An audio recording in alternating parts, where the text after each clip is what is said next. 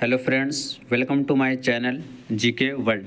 आज के इस वीडियो में हम लोग हिस्ट्री क्लास 10 चैप्टर नंबर 2 समाजवाद और साम्यवाद से जो भी ऑब्जेक्टिव क्वेश्चन बन सकते हैं वो मैं आप लोगों के लिए लेकर आया हूं। अगरचे आप क्लास 10th के स्टूडेंट्स हैं और 2025 में बिहार बोर्ड से क्लास 10th के एग्ज़ाम देने वाले हैं, तो एक बार ज़रूर आप इस वीडियो को देखें और इसमें जितने भी क्वेश्चन हैं उन सभी क्वेश्चन को खुद से एक बार आंसर देने की कोशिश करें। अगरचे आप हमारे चैनल पर नए हैं तो चैनल को सब्सक्राइब करें, बेल आइकन को ऑन ज़रूर करें ताकि मैं जब भी वीडियो अपलोड करूं तो आप तक नोटिफिकेशन ज़रूर पहुंच जाए। तो चलिए बिना किसी देर किए हुए हम लोग बढ़ते हैं आज के क्वेश्चन की तरफ। तो हमारा फर्स्ट क्वेश्चन है, आज का हमारा फर्स्ट क्वेश्चन है क्वेश्चन नंबर 1। वैज्ञानिक समाजवाद का जनक किसे माना जाता है? ऑप्शन ए सेंट साइमन को, ऑप्शन बी चार्ल्स फूरिये को, ऑप्शन सी लुई ब्लांक को या ऑप्शन डी कार्ल मार्क्स को। तो आपका राइट आंसर हो जाएगा ऑप्शन डी कार्ल मार्क्स को, यानी वैज्ञानिक समाजवाद का जनक कार्ल मार्क्स को जाना जाता है। चलिए क्वेश्चन नंबर 2 की तरफ हम लोग बढ़ते हैं। हमारा क्वेश्चन नंबर 2 है कि लाल सेना का गठन किसने किया था? आपका ऑप्शन है A Karl Marx, B Stalin, C Trotsky और डी केरेंस्की। तो आपका राइट आंसर हो जाएगा ऑप्शन सी ट्रॉट्स्की। ट्रॉट्स्की ने ही लाल सेना का गठन किया था। क्वेश्चन नंबर 3, रूस में कृषक दास प्रथा का अंत कब हुआ? तो रूस में कृषक दास प्रथा का अंत 1861 ईस्वी में हुआ। तो आपका राइट आंसर हो जाएगा ऑप्शन ए 1861। क्वेश्चन नंबर 4, कम्युनिस्ट मैनिफेस्टो का प्रकाशन किस वर्ष हुआ था? तो आपके राइट आंसर हो जाएंगे ऑप्शन बी 1848 में, यानी कम्युनिस्ट मैनिफेस्टो का प्रकाशन जो हुआ था वो 1848 ईस्वी में हुआ था। Question number 5, war and peace किसकी रचना है? आपके सामने ऑप्शन है A Karl Marx, B Tolstoy और सी दोस्तोयेव्स्की और डी एंजल्स। आपका राइट आंसर हो जाएगा option B Tolstoy. War and peace जो किताब है वो टॉल्स्टॉय ने लिखी थी। क्वेश्चन नंबर 6, रूस में जार का अर्थ क्या होता है? आपके सामने ऑप्शन है कि रूस में जार का अर्थ क्या होता है। तो रूस में जार का जो अर्थ होता है वो रूस का सम्राट होता है। तो आपका राइट आंसर हो जाएगा ऑप्शन डी रूस का सम्राट।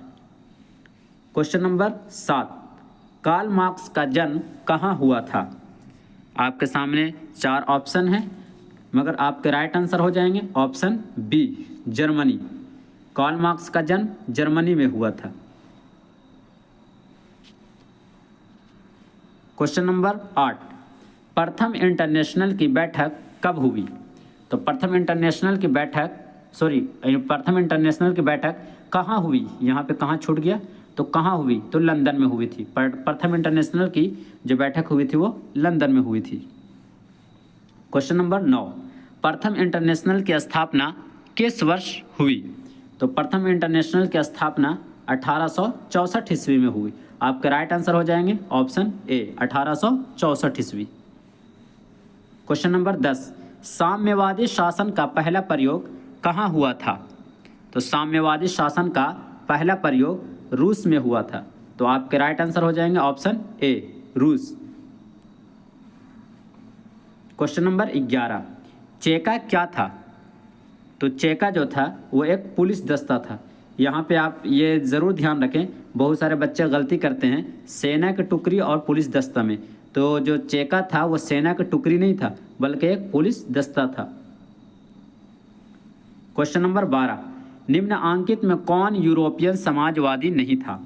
आपके सामने 4 ऑप्शन है मगर इसमें जो राइट आंसर होगा वो होगा कार्ल मार्क्स। कार्ल मार्क्स जो थे वो यूरोपियन समाजवादी नहीं थे।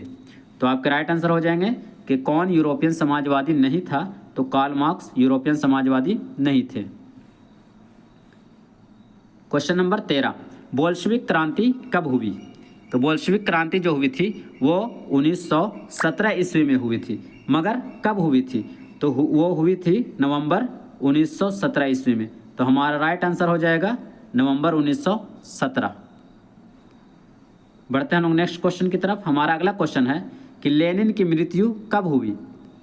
तो लेनिन की मृत्यु हुई थी 1924 ईस्वी में। आप याद रखें, लेनिन की जो मृत्यु हुई थी वो 1924 ईस्वी में। चलिए बढ़ते हैं नेक्स्ट क्वेश्चन की तरफ। अगला क्वेश्चन और बहुत ही आसान क्वेश्चन है कि अंतर्राष्ट्रीय महिला दिवस कब मनाया जाता है, और इसका आंसर आप हमें कमेंट बॉक्स में ज़रूर बताएं, क्योंकि ये बहुत ही आसान क्वेश्चन है मगर इम्पोर्टेंट क्वेश्चन है। तो इसका जवाब आप हमें कमेंट बॉक्स में ज़रूर दें। क्वेश्चन नंबर 16, ब्रेस्ट-लिटोस की जो संधि थी वो किन दो देशों के बीच हुई थी। तो वो जो संधि थी वो हुई थी रूस और जर्मनी के बीच। किन दो देशों के बीच? रूस और जर्मनी के बीच। चलिए बढ़ते हैं नेक्स्ट क्वेश्चन की तरफ। हमारा अगला क्वेश्चन है कि रूस का पहला समाजवादी कौन था। तो रूस का पहला समाजवादी जो था वो था प्लेखानोव। कौन थे? प्लेखानोव। याद रखें, रूस का पहला समाजवादी कौन थे? प्लेखानोव। क्वेश्चन नंबर 18, कार्ल मार्क्स का जन्म किस वर्ष हुआ था। इसके पहले क्वेश्चन आया था कि कार्ल मार्क्स का जन्म कहाँ हुआ था। अब क्वेश्चन है कि कार्ल मार्क्स का जन्म किस वर्ष हुआ था। तो आपके राइट आंसर हो जाएंगे ऑप्शन बी, 1818 ईस्वी में। कार्ल मार्क्स का जन्म 1818 ईस्वी में हुआ था। नेक्स्ट क्वेश्चन, रासपुटिन कौन था। कहीं कहीं पे ये रासपुटिन की जगह रासपुतिन भी लिखा हुआ रहता है, तो आप याद रखिएगा कि रासपुतिन या रासपुटिन बात एक ही है। तो इनका ये कौन थे। तो ये एक भ्रष्ट पादरी थे। तो आपका राइट आंसर हो जाएगा ऑप्शन ए, भ्रष्ट पादरी। Question number 20।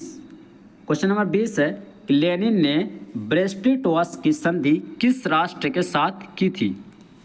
तो लेनिन ने ये जो संधि थी वो जर्मनी के साथ की थी। किसके साथ की थी? जर्मनी के। तो आपके राइट आंसर हो जाएंगे ऑप्शन सी, जर्मनी।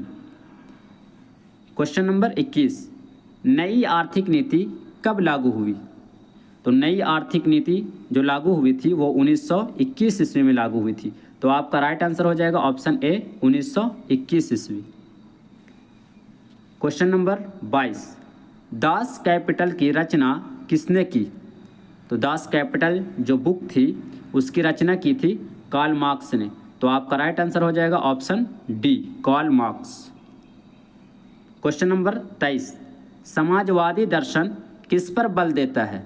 तो समाजवादी दर्शन जो है वो आर्थिक समानता पर बल देता है। आपके राइट आंसर हो जाएंगे ऑप्शन डी, आर्थिक समानता पर।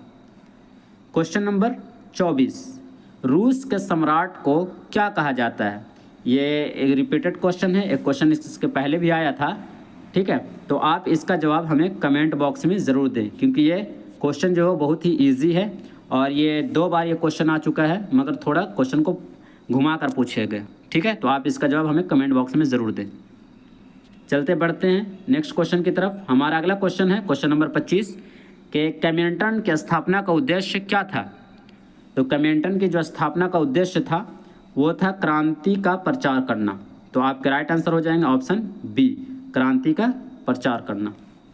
क्वेश्चन नंबर 26, मजदूर दिवस कब मनाया जाता है।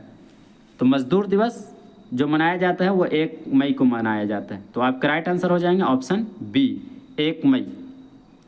क्वेश्चन नंबर 27, समाजवादियों की बाइबिल किसे कहा जाता है। तो समाजवादियों की बाइबल जो कहा जाता है वो दास कैपिटल को कहा जाता है। तो आपका राइट आंसर हो जाएंगे option A, Das Kapital. Question number 28, Karl Marx ने किसके साथ मिलकर कम्युनिस्ट घोषणा पत्र की प्रकाशना की थी। यानी कि जो कार्ल मार्क्स थे वो किनके साथ मिलकर कम्युनिस्ट घोषणा पत्र प्रकाशित किए थे। तो वो आपके थे एंजिल्स। आपका राइट आंसर हो जाएंगे option C, Engels. Question number 29, tsar Nicholas द्वितीय की पत्नी जरीना किस देश की राजकुमारी थी। तो जो जार निकोलस द्वितीय थे उनकी जो पत्नी जरीना थी वो किस देश की राजकुमारी थी।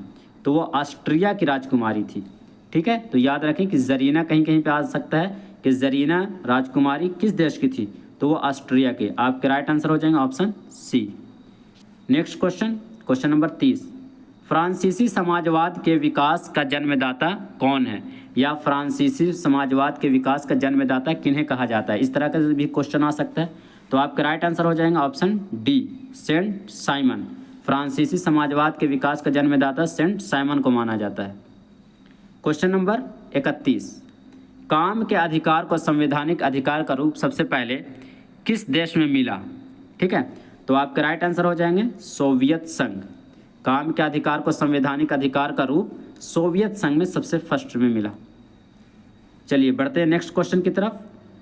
क्वेश्चन नंबर हमारा 32 है, क्या अप्रैल थीसिस किसने तैयार किया था। तो अप्रैल थीसिस जो है वो लेनिन ने तैयार किया था। तो आपका राइट आंसर हो जाएंगे ऑप्शन ए, लेनिन। क्वेश्चन नंबर 33, 7 नवंबर 1917 की बोल्शेविक क्रांति का नेतृत्व किसने किया था। आपका राइट आंसर हो जाएंगे option B, Lenin.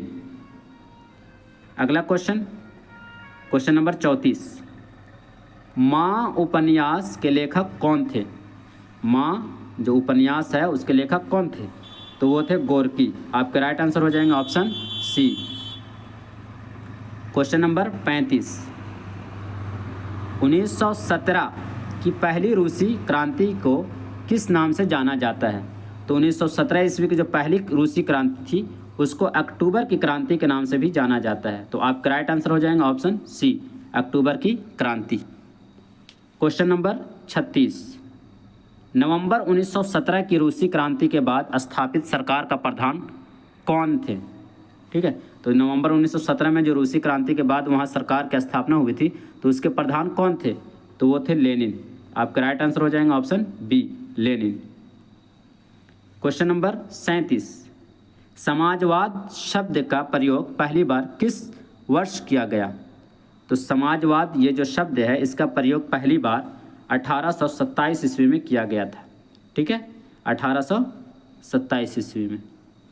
Next question, question number 38, chartist आंदोलन कहाँ हुआ था। तो चार्टिस्ट आंदोलन जो हुआ था वो ब्रिटेन में हुआ था। तो आप याद रखें, चार्टिस्ट आंदोलन ब्रिटेन यानी इंग्लैंड में हुआ था। क्वेश्चन नंबर 39, विश्व में साम्यवादी शासन की स्थापना सर्वप्रथम किस देश में हुई।